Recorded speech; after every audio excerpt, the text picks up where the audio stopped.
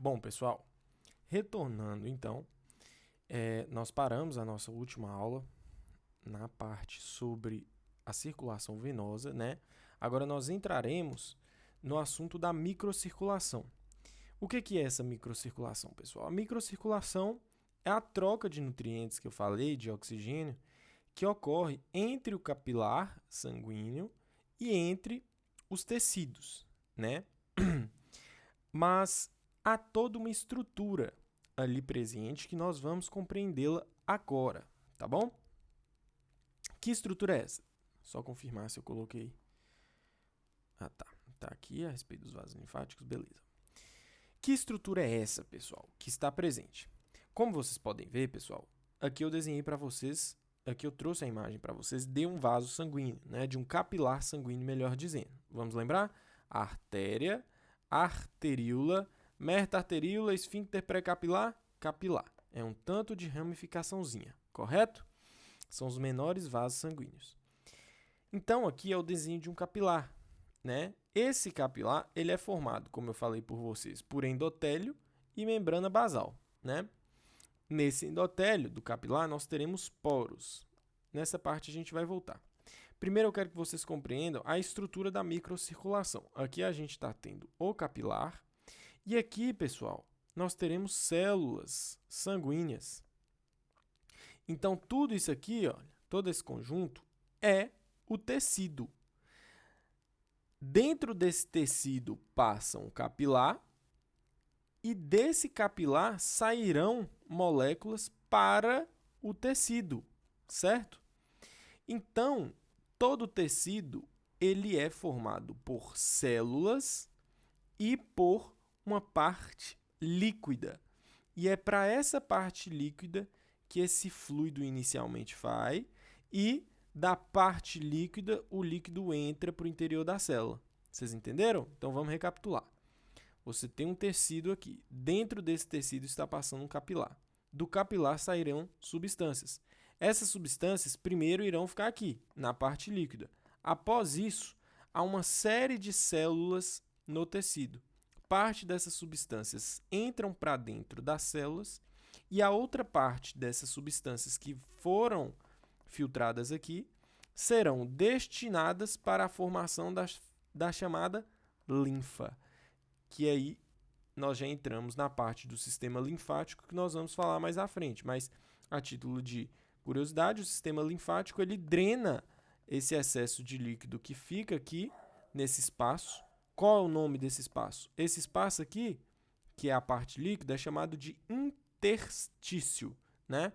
Então, dentro de um tecido, você tem células e você tem um capilar passando por esse tecido. A região entre o capilar e as células, que é uma região que não há nada além de líquido, né? Nós chamamos essa região de interstício. Então, o interstício é para onde essa água e esses eletrólitos irão após eles saírem do capilar, tá? Esse interstício, pessoal, ele é formado tanto por dentro do interstício, né? Haverão ali tanto além das células, né? Tanto fibras colágenas a fim de gerar uma sustentação daquele interstício, porque é um tecido, vocês têm que lembrar disso, aqui é um tecido, né? Então, tem célula aqui e a gente precisa ter uma sustentação dessa região. Então, você tem fibras colágenas passando ali. E aí é por entre essas fibras colágenas que você tem esse interstício, né? Ele é formado por fibras colágenas, formando então uma espécie de gel. Esse gel é justamente a união do líquido que é filtrado do capilar em direção ao interstício, mais as fibras colágenas, mais outras moléculas que dão a composição desse interstício de gel, né? Então, o interstício ele é dito como se ele fosse um gel, que é formado por várias substâncias, além daquela substância que é filtrada do capilar. Então entendemos qual a estrutura que está aqui em jogo, né? Beleza. Mas o que é a microcirculação, então? A microcirculação é a saída de sangue do capilar para o interstício. da célula, do tecido, né? Beleza. Mas essa membrana do capilar, como eu falei, ela é uma membrana especializada em troca, porque ela só possui endotélio e a membrana basal. Esse endotélio dela tem essas características aqui, ó, pessoal, que são características muito importantes. É uma membrana formada por poros, né?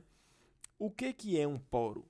O poro, eles são pequenos orifícios de passagem de substância.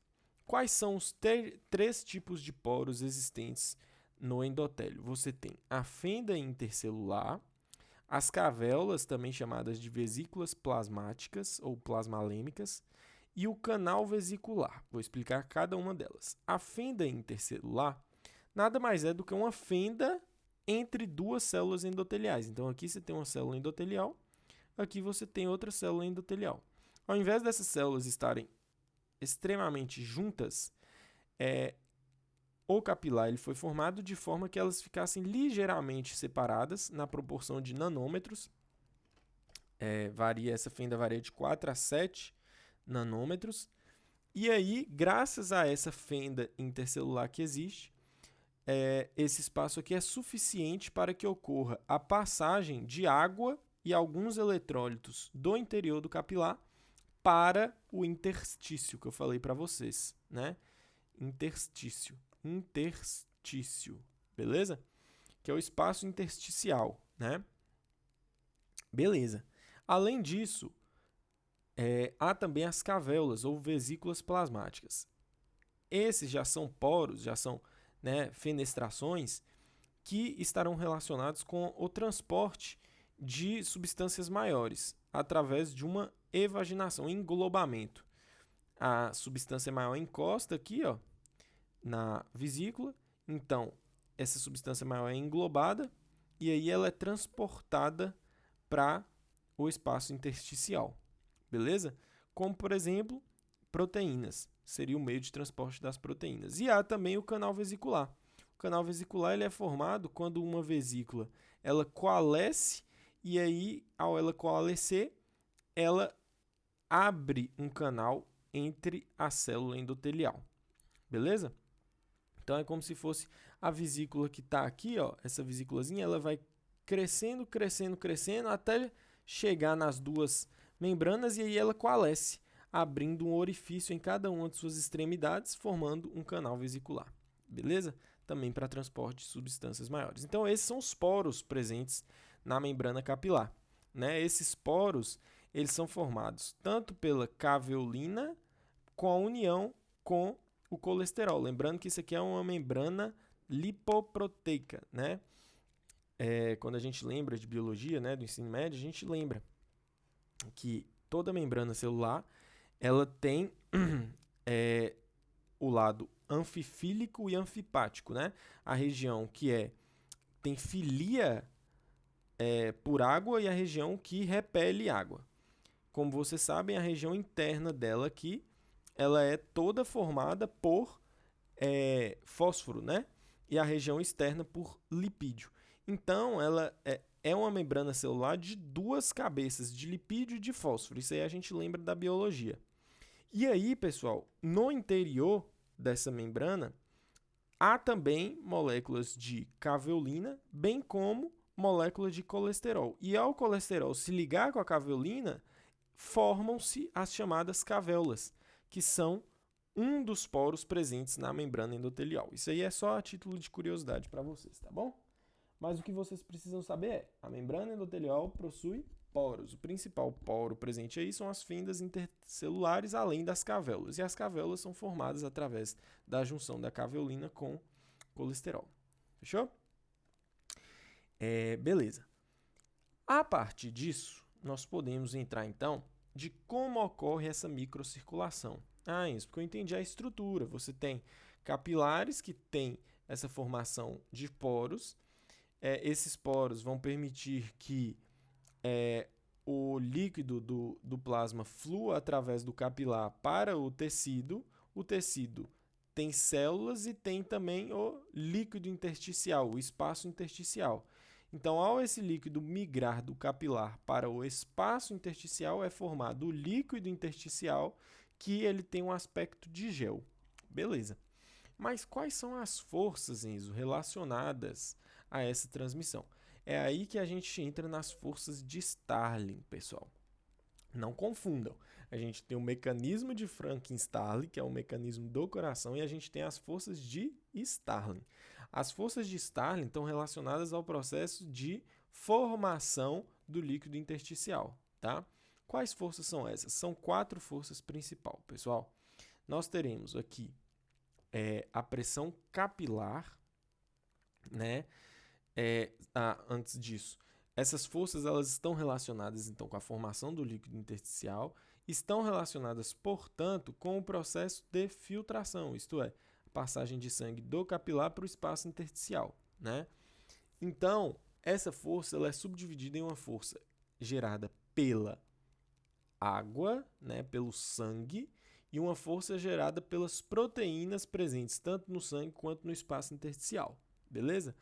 As duas pressões geradas por líquidos, né, pela água, são a pressão hidrostática capilar e a pressão hidrostática do líquido intersticial, né? Ou seja, o sangue que está presente no interior do capilar ele vai exercer uma pressão, como eu falei para vocês.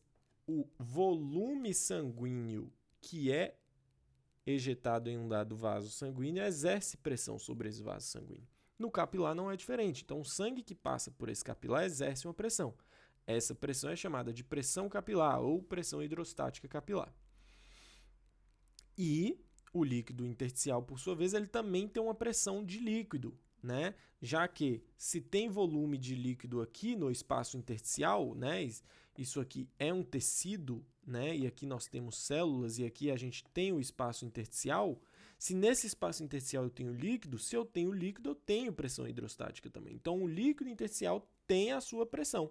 Pressão do líquido intersticial ou pressão hidrostática do líquido intersticial.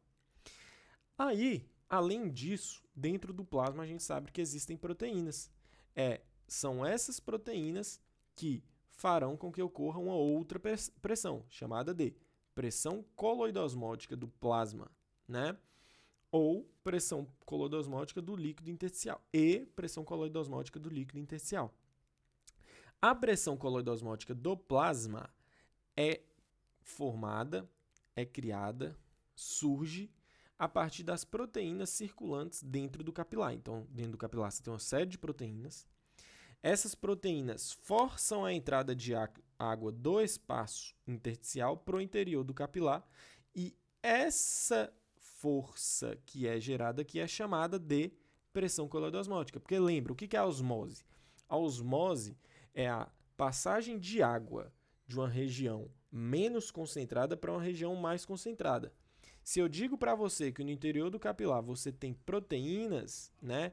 E no interior do espaço intersticial você tem poucas proteínas, mas ainda assim você tem, o que é esperado? É esperado que essas proteínas daqui atraiam água para que ocorra a diluição, entre aspas, da proteína, porque a gente sabe que a água não dilui proteína. Mas a ideia, entre aspas, seria essa, seria a passagem de água, né? Essas proteínas atraem água meio que para diluir mais essas proteínas. E no espaço intersticial é a mesma coisa. Se aqui tem proteína, mesmo que esteja em menor concentração, essa proteína ela vai puxar sim água, né? Porque aqui tem água. Aqui tem proteína também, tudo bem. Mas aqui tem água. Se aqui tem água e aqui tem proteína, essa proteína vai falar: ei, água, venha me diluir. E aí essa água tenta entrar. Aqui eu estou falando de uma maneira mais simplista, tá, pessoal? Mas proteína não é diluída por água, mas a ideia é essa. Beleza? Essa pressão coloidosmótica, ela pode ser chamada também de pressão oncótica, tá? Então, são pressões relacionadas às forças de osmose, beleza? E estão intimamente ligadas com a osmolaridade do plasma. Quanto maior a osmolaridade, isto é, a maior concentração proteica, maior vai ser a pressão coloidosmótica do plasma. A mesma coisa, quanto maior a osmolaridade ou a maior concentração proteica do líquido intersticial, maior será a pressão coloidosmótica do líquido intersticial.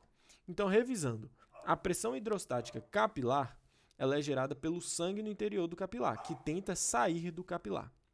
A pressão do líquido intersticial, ou pressão hidrostática do líquido intersticial, é formada pelo líquido presente no espaço intersticial. Esse líquido tenta sair do espaço intersticial em direção ao capilar. A pressão coloidosmótica do plasma, ela é criada a partir das proteínas que estão dentro do capilar. Logo, ela atrai líquido que está no espaço intersticial para o interior do capilar. E a pressão coloidosmótica ou oncótica, né, do líquido intersticial, ela é criada a partir das proteínas que estão no líquido intersticial, que, apesar de estarem em menor quantidade, atraem a água que está no interior do capilar em direção ao líquido intersticial para que essa água dilua, entre aspas, essas proteínas. Fechou?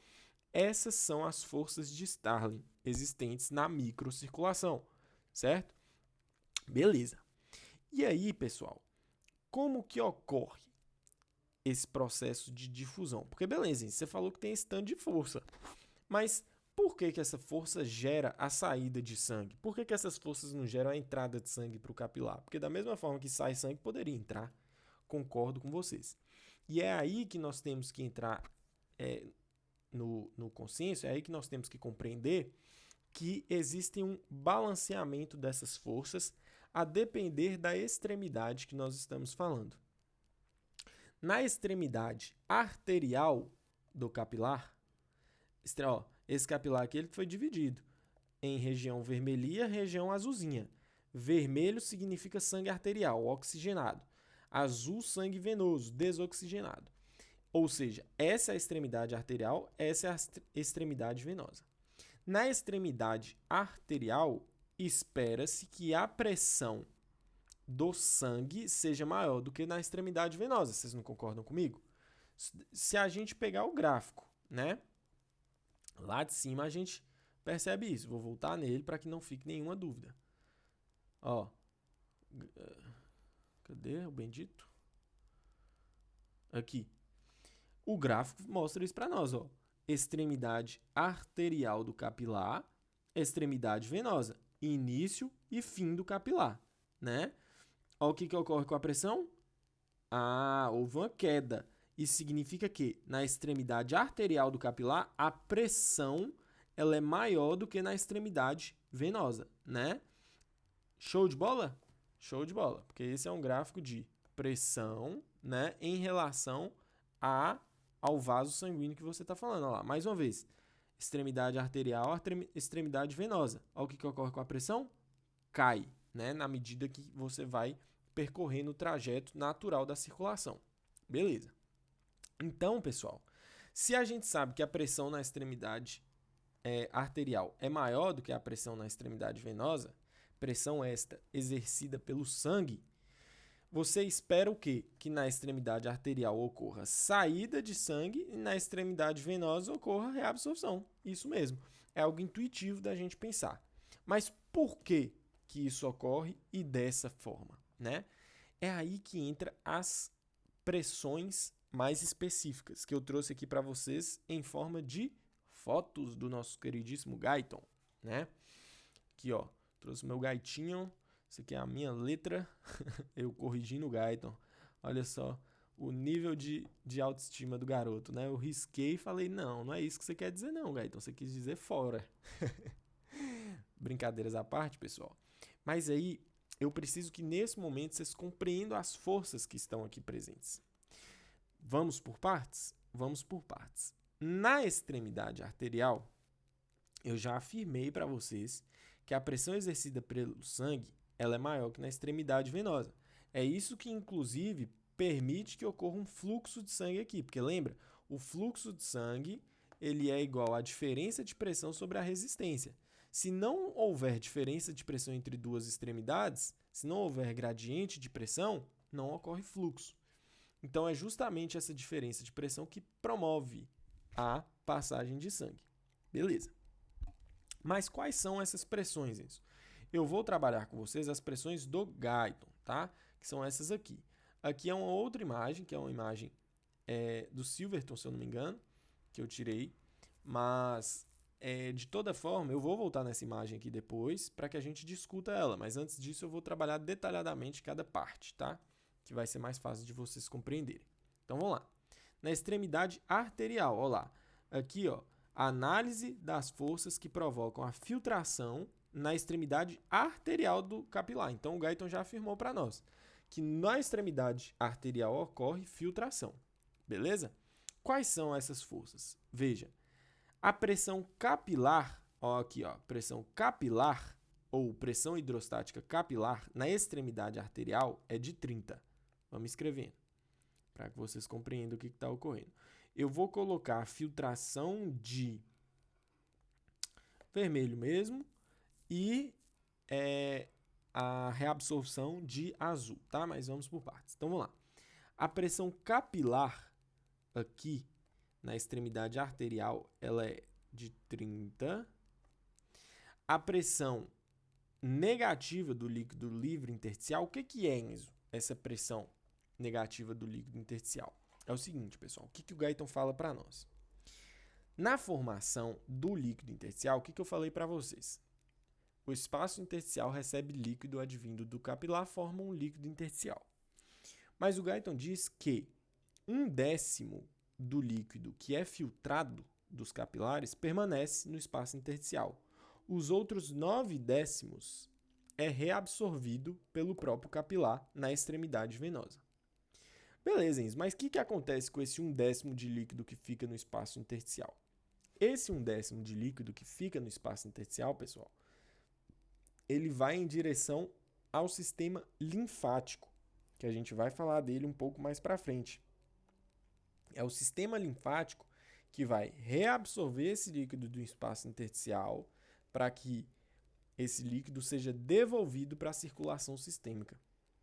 Então, na medida em que o sistema linfático faz a coleta desse líquido do espaço intersticial, desse 1/10 de líquido, esse sistema linfático ele meio que está sugando o líquido do espaço intersticial. Vocês não percebem? Ele faz como se fosse uma sucção. O líquido sai do espaço intersticial e vai para o sistema linfático. Então ele está tipo que chupando o líquido. Quando ele faz essa sucção, quando ele chupa esse líquido para o interior dos vasos linfáticos, é criado uma espécie de vácuo, é criado uma pressão negativa no interior do espaço intersticial, porque sempre vai estar entrando líquido no espaço intersticial, só que tem uma força do sistema linfático puxando esse líquido. Então, essa força do sistema linfático de puxar esse líquido é tão efetiva que no interior do espaço intersticial é criada uma pressão negativa do líquido, pois todo líquido que entra já se direciona para os vasos linfáticos nessa corrente. Então, no interior é criado pressão negativa. Quando eu digo para vocês, então, que é criada uma pressão negativa, veja bem. Então, aqui é uma pressão positiva, negativa, né? Aqui é uma pressão positiva também, né? Mas isso na extremidade arterial. Tudo bem. E aqui é uma pressão positiva. Vou colocar de preto porque não combina ficar deixando tudo, né? Positiva, negativa. Positiva, positiva, né? Show de bola. Onde que eu quero chegar com isso, pessoal? Nós estamos falando de positivo em relação a quê? Positivo e negativo em relação a quê? Em relação a filtração, que é o nosso foco aqui. A gente não está falando que na extremidade arterial ocorre uma filtração, então tudo que for positivo à filtração, a gente vai colocar de positivo. Esse negativo aqui, ele é positivo para a filtração também, mas eu vou explicar para vocês o porquê. Vamos lá.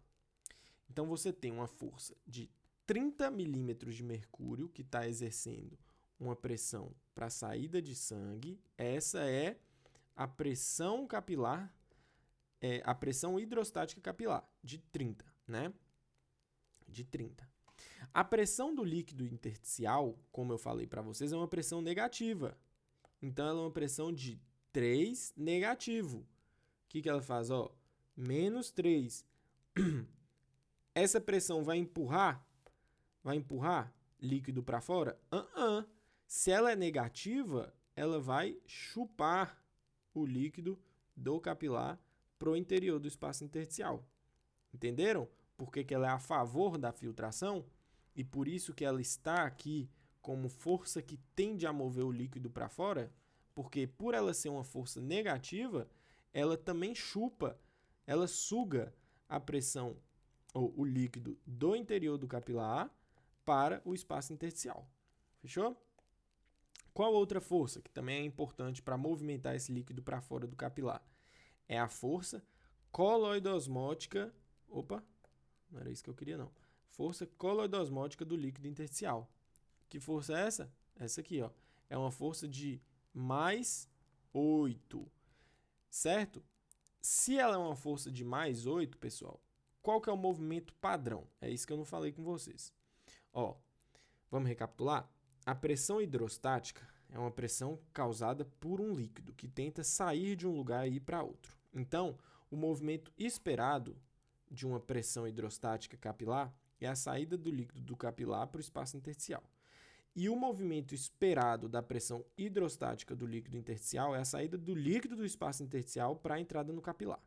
Porém, como essa pressão aqui é negativa, isso faz com que essa força se inverta, né? Ao invés dela exercer a força dela, que seria a natural, de ir em direção ao capilar, como ela é negativa, ela não exerce esse efeito. O efeito dela é o contrário, que é de chupar o líquido do capilar para o espaço intersticial. Beleza. Já no caso da pressão coloidosmótica ou pressão ocótica, ela é uma pressão que chupa líquido. Então, naturalmente, o que a pressão coloidosmótica do plasma ela faz? Ela chupa líquido do espaço intersticial para o interior do capilar. E o que a pressão coloidosmótica ou oncótica do líquido intersticial faz? Ela chupa líquido do capilar para o espaço intersticial, né? Então, é importante ficar atento a isso aí. Por quê? Porque nesse caso, essa força positiva, né, ela não está empurrando líquido para dentro do capilar. Porque a direção natural dela, a direção positiva dela, é justamente chupar líquido. Então, na medida em que ela suga, ela exerce essa força de sugar o líquido do capilar, se a pressão aqui for positiva, ela vai fazer o trajeto natural dela. Então, quando a gente fala de filtração, a pressão coloidosmótica do líquido intersticial também contribui para o processo de filtração. Por quê? Porque ela está chupando o líquido do espaço intersticial, ou do capilar, para o espaço intersticial, né? Então, a pressão coloidosmótica do líquido intersticial também faz esse papel. Vamos somar todas as forças que estão chupando o líquido do capilar para o espaço intersticial? Bora! Tá aqui já anotadinho para vocês, ó. Aí eu vou apagar para vocês não se confundirem, né? O que é que está ocorrendo? Lá em cima eu vou deixar.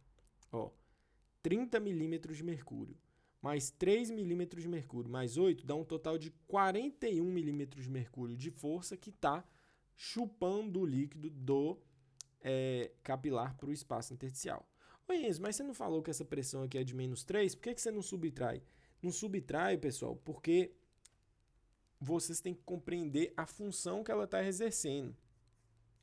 A função que ela está exercendo é de filtração. Então, para o processo de filtração, ela está sendo uma força positiva, a favor, entenderam? Então, esse referencial para essa soma aqui é da gente pensar o que está sendo favorável, do que está ocorrendo a favor do processo de filtração.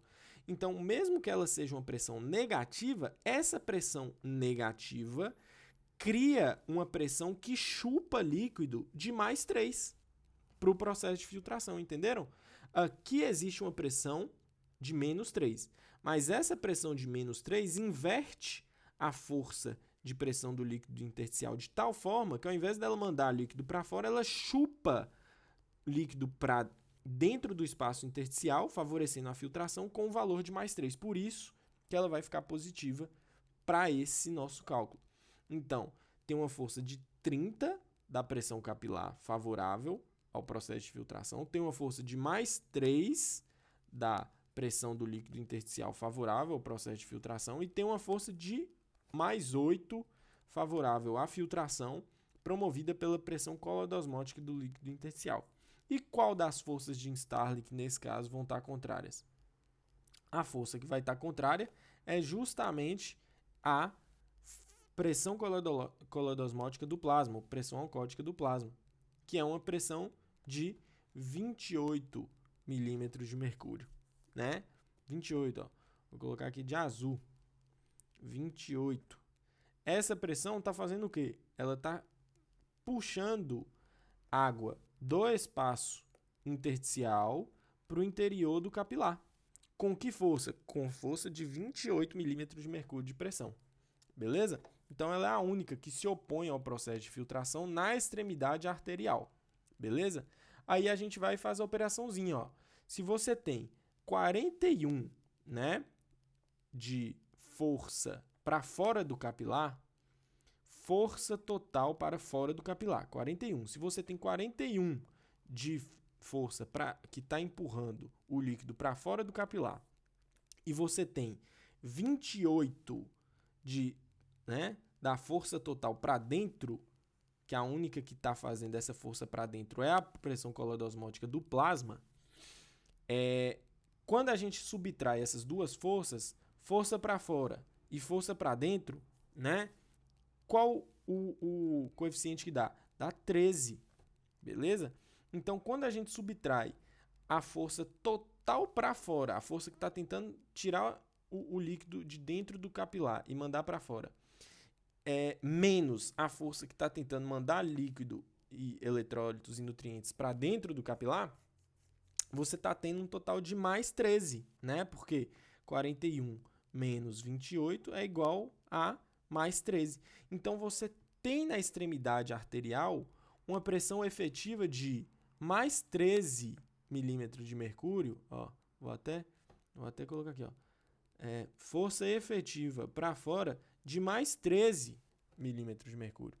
Então, na extremidade arterial, essa força efetiva gera a filtração do líquido, né? Do líquido e dos nutrientes, é claro. Estou falando líquido para facilitar a compreensão.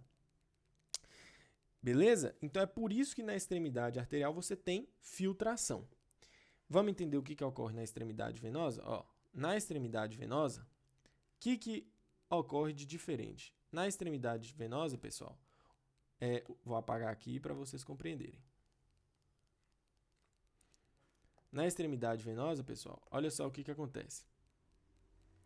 Você permanece tendo a pressão coloidosmótica para dentro do capilar de 28, porque essa pressão não muda, né? Já que é uma pressão exercida pelas proteínas no interior do capilar. E essas proteínas, elas não extravasam no capilar do músculo. Aqui a gente está tratando de um capilar muscular, tá? Porque se fosse um capilar do fígado, dos hepatócitos, aí a proteína extravasaria. Mas no músculo, lembra que eu falei para vocês, é um capilar contínuo, né? Se é um capilar contínuo, uma quantidade irrisória de proteína extravasa, é muito pouco.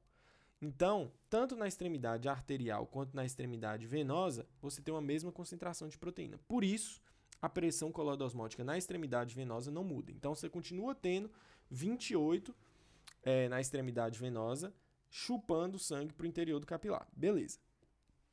E quais as forças que estarão tentando mandar o sangue para fora? Na extremidade venosa do capilar, a pressão hidrostática capilar é menor. Lembra que eu falei com vocês? Para que haja fluxo sanguíneo é preciso ter diferença de pressão? É isso, pessoal.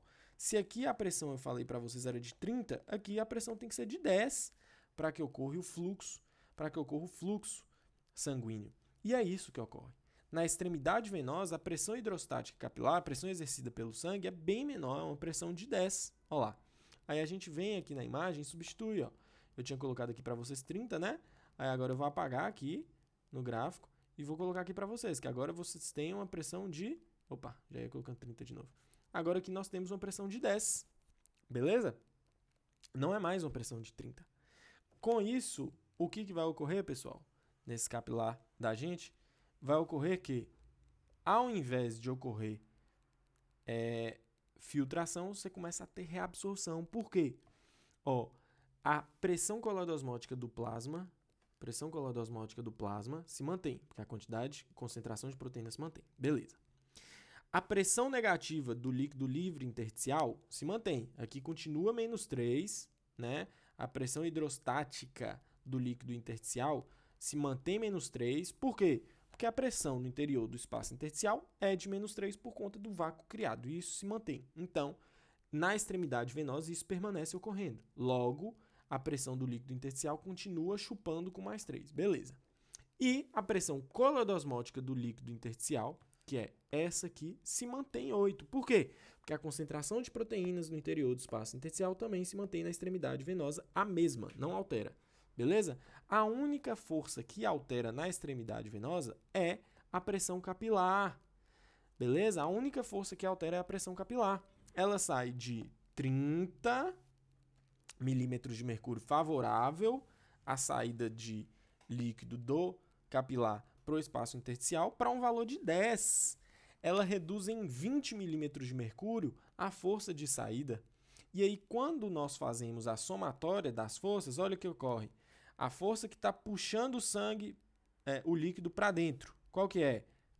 É a força de 28 promovida pela pressão coloidosmótica do plasma. Tá chamando o líquido com 28 milímetros para dentro. E para fora, olha quanto que dá a somatória. Ó. 10 mais 3 mais 8 dá 21. Né? Nesse caso aqui, você tem 21 apenas de força que está mandando o líquido para fora, que está puxando o líquido da prova, que está puxando o líquido. Então, você tem 21 apenas contra os 28 da pressão coloidosmótica que se manteve. Quando nós fazemos, nesse caso, a subtração, olha o que ocorre. 28 da força que está puxando o líquido para o interior do capilar, menos 21 da força que está mandando o líquido para fora, a gente totaliza quanto? A gente totaliza 7 a favor de quem? A favor da entrada de líquido no capilar. É por isso que na extremidade venosa nós temos o processo de reabsorção ocorrendo aqui, ó. A análise da reabsorção na extremidade venosa do capilar. Então eu vou marcar isso aqui com marca-texto, porque eu não quero que você esqueça isso nunca na sua vida, meu felizardo. Não. A análise da reabsorção na extremidade venosa do capilar. Muito importante também. Fechou? Então, por que na extremidade venosa ocorre a reabsorção? É porque a pressão hidrostática capilar, essa bonitona aqui, ela é menor na extremidade venosa do que na extremidade arterial, o que gera uma inversão de forças, tornando a reabsorção maior do que a força de filtração. Fechou? Tá aqui, ó, tá tudo anotado aí, beleza? Vou apagar esses valores aqui, vocês vão completando esses valores no resumo de vocês, tá? Para não gerar nenhuma confusão. Fechou? Então, na extremidade venosa, a pressão efetiva de reabsorção, vou colocar aqui de azul, é de quanto? Força efetiva para dentro do capilar. Na extremidade venosa, é de quanto? 7. Então, você tem 7 de sangue mandando sangue, você tem 7 milímetros de mercúrio de força mandando líquido do espaço intersticial para o interior do capilar. Show de bola, galera? Aí a gente pode agora voltar nessa imagem aqui de cima, que ela nada mais é do que um resumão de tudo isso que a gente falou. Veja, extremidade arterial, ocorrendo o fluxo de sangue da extremidade arterial para a extremidade venosa. A pressão hidrostática capilar na extremidade arterial é de 32, né? E a pressão hidrostática na extremidade venosa é de 15. Aqui você tem a força mínima necessária para que você precisa ultrapassar para que ocorra a filtração, né? Porque aqui está considerando isso aqui, ó, é pressão coloidosmótica do capilar, tá? Pressão coloidosmótica do capilar. Fechou? Aqui a gente tem a legendinha, ó. Pressão hidrostática capilar, pressão coloidosmótica do capilar. Que essa imagem ela resume para nós? Porque ela está dizendo o seguinte, eu não falei aqui para vocês que a única força que sempre se opõe à filtração é a pressão coloidosmótica do plasma? Por quê? Essa aqui, ela até iria se opor, mas como ela é negativa, ela não se opõe. E essa aqui não se oporia de nenhuma forma. Então, a única força que se opõe à pressão de filtração é a pressão coloidosmótica do plasma. Aí, o que essa imagem aqui traz para nós? Ó, a pressão coloidosmótica do plasma é 25. Ela está considerando que é 25. O Guyton considera que é 28, né? Mas só para vocês entenderem. Ela está considerando o seguinte, ó, a pressão coloidosmótica do plasma é 25. Então, para que você tenha uma filtração, você precisa estar acima dessa pressão de 25. É por isso que ela traçou uma reta aqui no que ocorre no trajeto no interior do vaso. Então, nessa região aqui, que é a extremidade arterial, você tem uma pressão coloidosmótica de 25, mas você tem uma pressão hidrostática capilar de 32. Lembra, os valores que a gente trabalhou é hidrostática de 30 e coloidosmótica de 28, mas tudo bem, não importa com isso. Então, o que aqui está falando para nós? Como na extremidade arterial você tem uma pressão hidrostática que é superior à pressão coloidosmótica, automaticamente você já sabe que aqui vai ocorrer uma filtração, né? Você já sabe que aqui vai ocorrer uma filtração. Por isso, a seta azul é maior que a seta azul é maior que a seta vermelha. Seta azul, filtração. Seta vermelha, reabsorção. Beleza. Aí o vaso vai seguindo, vai seguindo, vai seguindo, vai seguindo, vai seguindo. Chegamos na extremidade venosa. Na extremidade venosa, a pressão coloidosmótica se tornou maior que a pressão hidrostática. Se a gente já sabe que a pressão coloidosmótica ela não se altera, e a única pressão que se altera é a pressão hidrostática, na extremidade venosa a pressão hidrostática se torna menor. Com isso, a força de reabsorção que é causada pela pressão coloidosmótica, a setinha vermelha, se tornou maior que a pressão hidrostática capilar.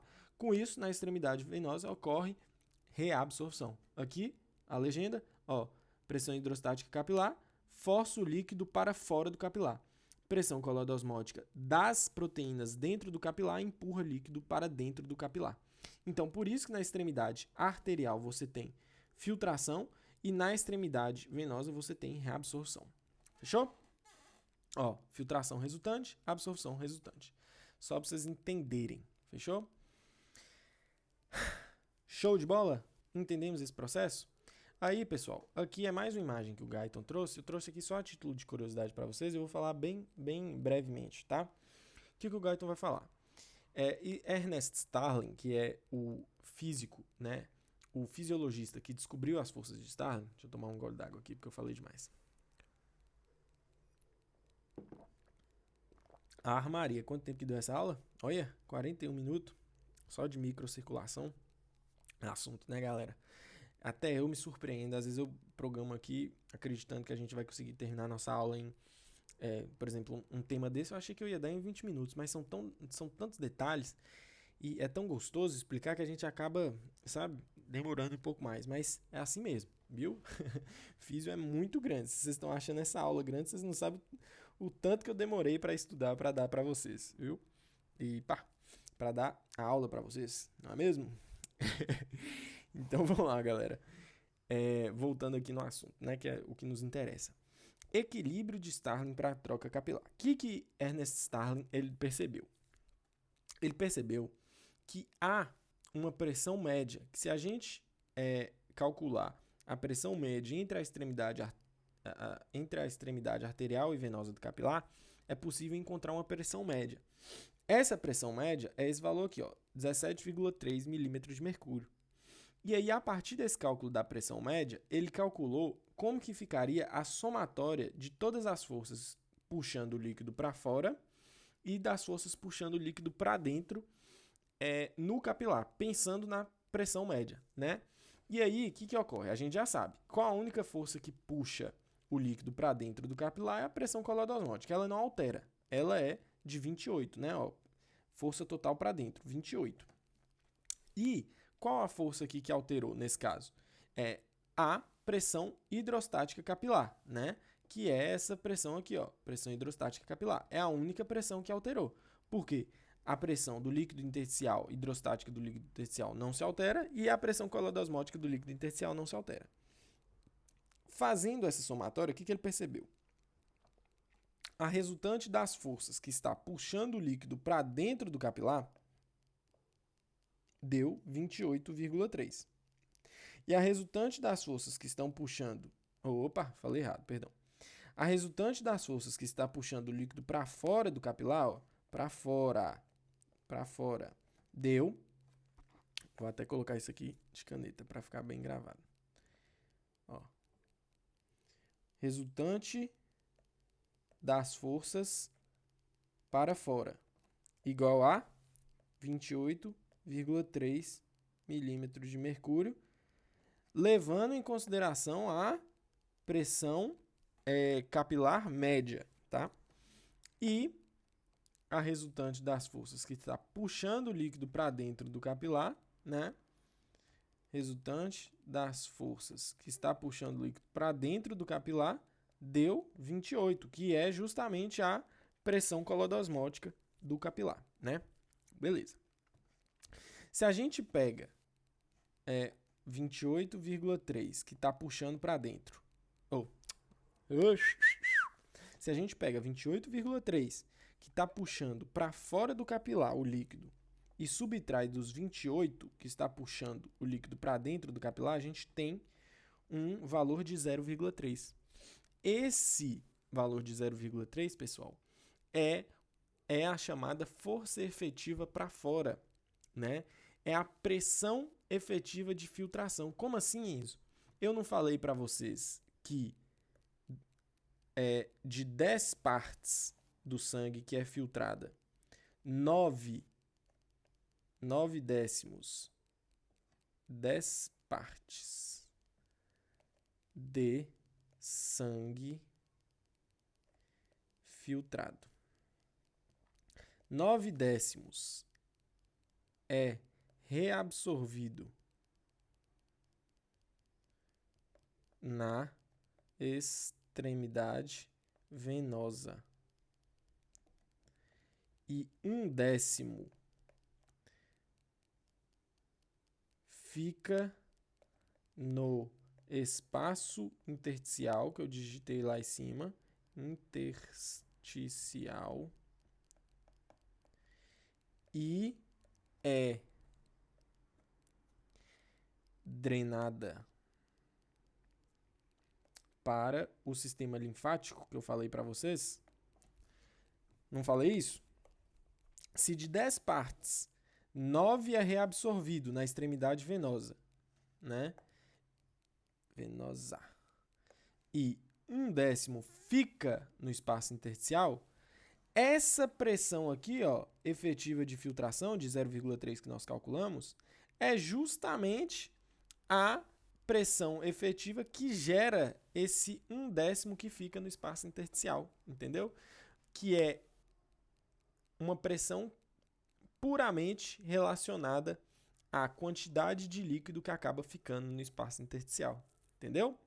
Então, o Guyton traz isso para nós, que a pressão que vai gerar esse líquido que ele fica no espaço intersticial, mesmo após a reabsorção, é justamente a pressão efetiva de filtração, né? A força efetiva para fora que gera essa filtração. Bacana isso, né? Show de bola, pessoal. Então, aqui nós encerramos as forças de Starling, né? Bem como a microcirculação. Agora, nós precisamos entrar no sistema linfático, para nós compreendermos, então, como ocorre essa drenagem da microcirculação. Irei parar essa aula e começar a outra, porque ela já ficou muito grande.